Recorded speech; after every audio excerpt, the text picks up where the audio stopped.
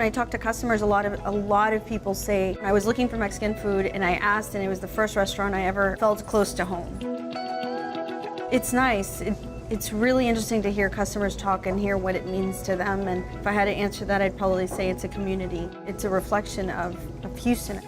I'm Judy Camarena, president of Aranda's Franchises.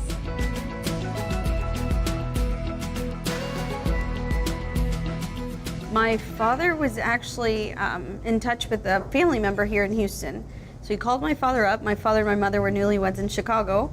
And they said, look, there's some opportunity down here. Why don't you come down here, help me open up a restaurant, see how it goes. Maybe you can help me out. So my father previously in Mexico was what we call a taquero, which is someone that specializes in making tacos. So he said, okay, sounds good. They packed up everything they had and came down to Houston. I remember as a kid lines out the doors. I remember driving by, and all we knew, even as kids, was we need to go to work, we need to do this, whether it was busting tables or washing dishes, the whole family was involved. And there was such a high demand, it was incredibly difficult. I remember a lot of ingredients just not being available to us. So to make authentic menu items like menudo, we couldn't find a distributor or a store or anybody that carried those specific parts of the cow or pork, whatever it was that we were using. Taqueria Aranda's currently has 28 locations. We've got 4 bakeries and a seafood house.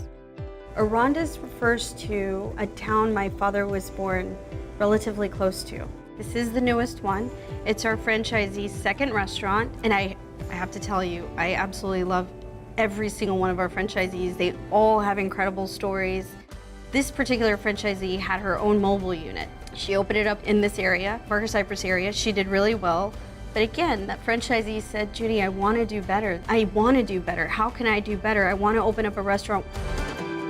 And so my parents were at a stage in their life where the restaurants were doing well, but they were still something missing, and they were getting frustrated that they just couldn't find the right bread. And that was part of their everyday routine, culturally speaking. So they said, well, this is annoying. Why don't we open up a bakery?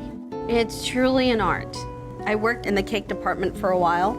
I still love to walk by and watch them on a Saturday or Sunday, which is when they're really, really busy, and just watch them put those cakes together. They're so faceted, and it's truly an art.